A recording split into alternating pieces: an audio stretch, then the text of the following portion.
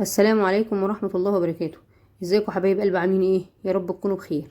بصوا بقى يا كتاكيتي، دي تورته عاملاها مجامله لحد نجح برضه في الثانويه العامه، جم باركولي وجابوا لي هديه.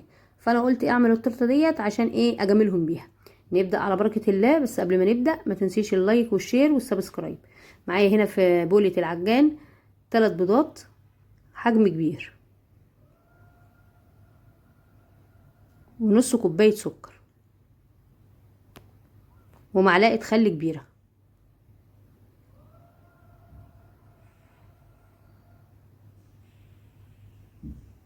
ومعلقه محسن جل على الايه المعلقه الصغيره اللي انتوا شايفينها دي، بمعلقه الشاي الصغيره، ما يعادل 30 جرام، ما تزوديش عن كده يا لوزه. ونبدا نشتغل على رقم 1 في العجان، وبعد كده نبقى نزود السرعه نطلع بيه تدريجيا. في الوقت ده على ما يكون الخليط ارتفع، هنكون احنا بنعمل ايه في معيار الدقيق. انا معايا هنا كوبايتين من الدقيق، هاخد منهم معلقتين كبار، وهحط مكانهم معلقتين نشا، ونحط عليهم معلقه بيكنج باودر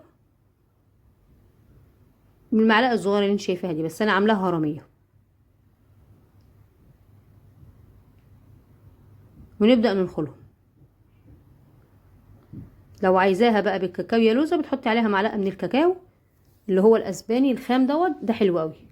وتبداي تقلبيهم كده مع بعضيهم. وبما ان الخليط ارتفع، نبدا ننزل بكوبايه الا ربع من الميه. بصي بقى يا لوزه، هتزودي الميه، يبقى تعملي الاسبونج في وقته. انا سبته ساعه برد وعملته على طول. هتسيبيه لتاني يوم، يبقى نص كوبايه ميه كفايه عليه قوي، لان كل ما بتزودي الميه وتسيبيه بات، تبصي تلاقيه بيعمل ايه بقى؟ بيشقق. تلاقيه بقى عامل زي جاله زلزال.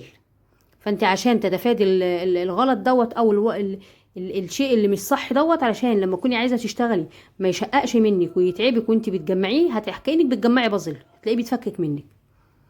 تعملي زي ما بقولك كده، وتبداي تنزلي عليهم معلقه معلقه على اقل سرعه. العجان بيبقى عالي، وبعد كده لما بنيجي ننزل الدقيق بننزل بيه على اقل درجه في العجان، وتنزلي بيه واحده واحده زي ما انت ما شايفه كده. خلاص كده الخليط تمام، هنشيله ونفضيه في الصاج. في الوقت ده يا لوزة، انت بتبقي مولعه الفرن على اعلى درجه، يعني احنا هنحطه على اعلى درجه. الصاج ما بياخدش وقت يا بنات، عمايله سهله جدا. والمقادير دي ما ينفعش في الحله. الحله لازم لها ميه مظبوطه عشان تستوي براحتها. لما بتزودي الميه في الحله، بتبصي تلاقيها بتهبط من النص. لازم لها مقدار معين. هبقى اعملها معاكم في مره. انا عندي الحلل كلها من اول ال 14 لحد ال 26، ومع ذلك بستسهل الصاج ده بصراحة، والله بيسعفني على طول. انا 7 دقايق بالظبط حطيته في الفرن كده، سويته واحطه في الفرن، هيطلع بعد 7 دقايق بالظبط كده. خلاص هو طلع وسبته يبرد، وهشتغل بيه دلوقتي معاكم. هحط كوباية ونص من المية المتلجة، ولو عندك تلج مجروش تمام حطي بيه، حطي فيها يعني. وهنحط كوباية، ونحط نص كوباية من السكر، واسيبهم يدوبوا. وبعد ما يدوبوا بيبقوا خلاص تمام التمام، مفيش سكر، انزل عليهم بكوباية من الكريمة. انا حطيت بس شويه صغيرين كده عليها، عشان ايه؟ عايزاها تقلها شويه، لان انا حطيت برضو ايه؟ كوبايه ونص من الميه، فمش عايزاه. ومع ذلك ساحت برضو، كانت معذباني، جو المطبخ كان حر. هنشيل بقى الورق اللي على الخبز دوت، الورق اللي هو بتاع الحواوشي ده درجه اولى كويسه. بص كده الاسبونج ابيض وجميل ازاي، ولا محروق من تحت ولا اي حاجه. وده بورد مقاس 20. هنبدا نقطع عليه كده، ونعمله ايه؟ 3 قطع. والقطعتين اللي في النص اللي هم الصغيرين اللي في الجناب، شايفاها بقى اللي هناك ديت يمين وشمال دي، واحده عند عنتره اهيت اللي هنا الناحيه دي، وواحده هناك عند زاويه ايدي ناحيه العجان كده. هناخد الاتنين دول نحطهم في النص. خلاص انا كده خدت ايه؟ الاولانيه، الشريحه الاولانيه هنحطها بقى تحت. اللي مقطوع يا بنات نحطه في النص. بصوا بقى، انا هحكي لكم كده واحنا بنجلس على حاجه عشان تبقوا برضو عارفينها، واقول لكم تتفادوها. انا كنت ايه؟ جلستها وخليتها تمام التمام، وحطيتها في التلاجة. وبعدين لقيتها ايه؟ الكريمه سايحه خالص، فقلت احطها في الفريزر دقيقه ولا دقيقتين، 5 دقايق بالكتير قوي، واطلعها. علشان خاطر ايه؟ هي ايه يعني؟ هتقعد عندي يوم ولا حاجه. بس انا قلت اخلصها عشان كان عندي شغل تاني، فقلت اخلصها بسرعه واسيبها. سبتها دخلتها الفريزر بس مفيش دقيقتين، وقلت اطلعها، نسيتها، سبتها بقى يوم. جيت تاني يوم قلت صح، ده انا سبتها، طلعتها طلعت بقى الكريمه متشققه وحالتها حاله، وبنتي خبطتها من الجناب فبقتش نافعه، فضربت كريمه تاني ورحت حطها يا دوبك، بس حطيتها سحت لها بقى وفوقت لها كده وايه، وبقيت مصحصله 5 دقايق بالظبط واقل من 5 دقايق، لان برضه الكريمه كانت بتسيح مني، مع ان انا عامله كوبايه ونص ميه، ودي ريتش المتحده يا بنات اللي انا بستخدمها، ساحت برضه مني وكانت مشكله، فقلت خلاص احطها في الفريزر.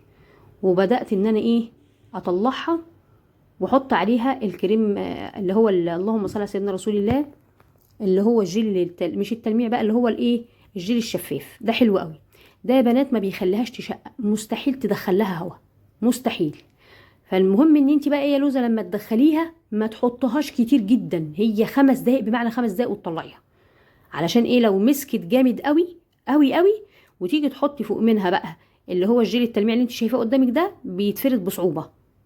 انا بس هي 5 دقايق تمسك شويه اهو، لازم بقى تفردي بالراحه بالراحه، لان بتشيل طبقه من الكريمه. انا في الاول بص كانت الجلاله واخداني بقى وايه، وشغاله تمام التمام وبسرعه، لقيتها هتبدا تشيل من الكريمه، رحت ماشيه بالراحه واحده واحده عليها. فانت ما تسيبيهاش مده في الفريزر، يا دوبك تحطيها اقل من 5 دقايق او 5 دقايق، شوفي انت الفريزر بتاعك بيعمل ايه، وتطلعيها على طول. ليه بقى انا حطيته ده يا بنات؟ عشان هسيبها عندي يوم ولا اتنين، لو سبتها يوم او اتنين او تلاته الكريمه بتشقق في التلاجة. ده بيعمل لها عازل، بيبقى جميل جدا، ان شاء الله يا رب تقعد معاكي سنه، بتبقى تمام التمام. طبعا احنا مش هنسيب التورته سنه، يعني هو ده لفظ تعبيري يعني. وبعدين تشتغلي زي ما انت ما شايفه كده معانا هنا كده بقى جناش من الشوكولاته. عملت انا، انتوا عارفين طبعا الجناش وعرفته لكم قبل كده، الجناش الاقتصادي بمكونين 2 فقط لا غير، ميه وشوكولاته. بحط 300 جرام من الشوكولاته، وبحط عليهم نص كوبايه ميه. عايزه تعمليه غير كده وتحطي كريم شانتيه، وفي ناس بتحط باستري كريم، مفيش مشكله حطي، يعني بيبقى جميل. معلقتين كريم شانتيه وتحط معلقه باستري كريم او معلقتين باستري كريم، مفيش مشكله. حطي وطعمي، وحطي له سكر كمان لو عايزه تحطي سكر، بس انا شايفه كده ان هو كده حلو قوي. وعندي هنا جيلي احمر، زي ما انت ما شايفه كده، جيلي بالفراوله. ببدا انزل خطوط زي ما انت ما شايفه كده ما بين كل ايه قطع. شوفي انا مش، انا منزله من الشوكولاته كده من الجناب، ما بين كل بقى شوكولاته وشوكولاته بنزل زي ما انت ما شايفه كده ايه، خط صغنون كده من الجيلي.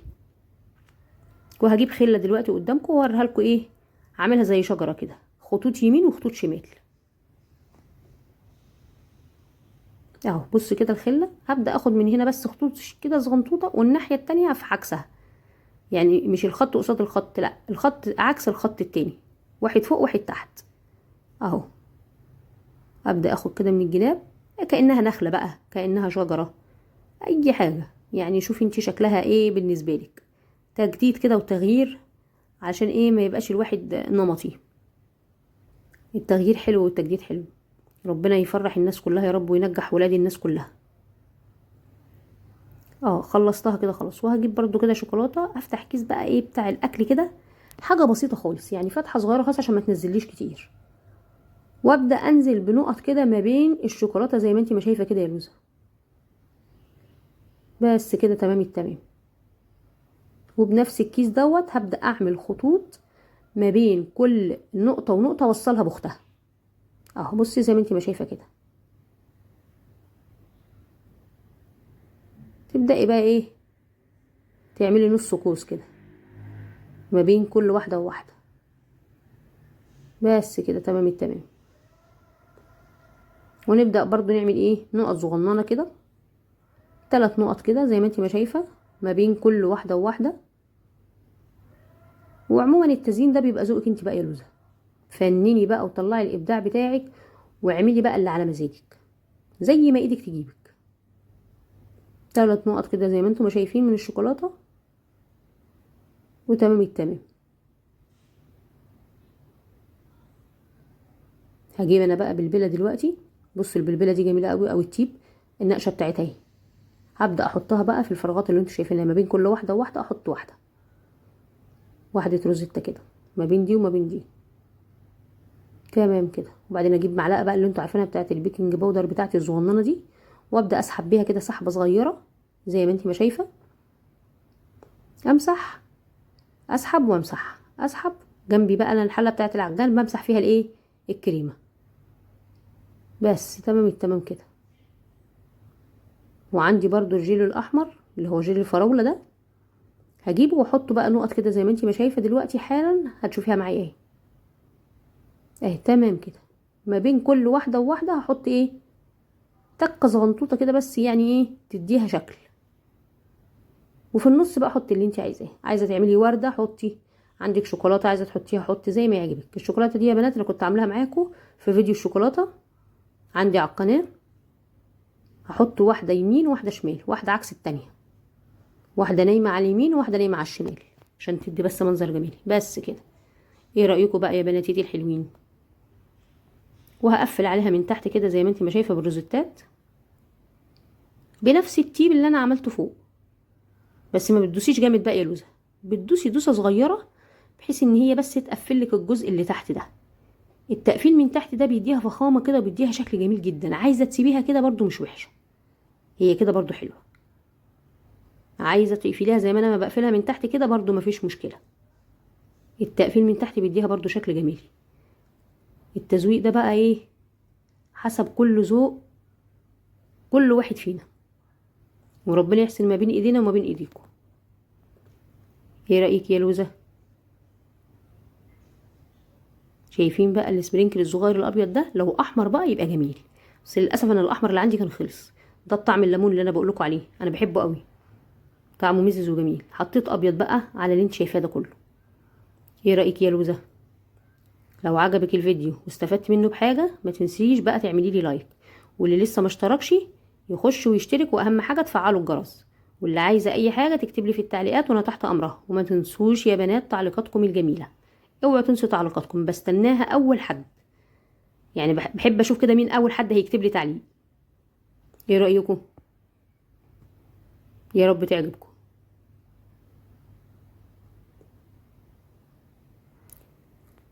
واسيبكم في رعايه الله وحفظه، واشوفكم في فيديو تاني، والسلام عليكم ورحمه الله وبركاته.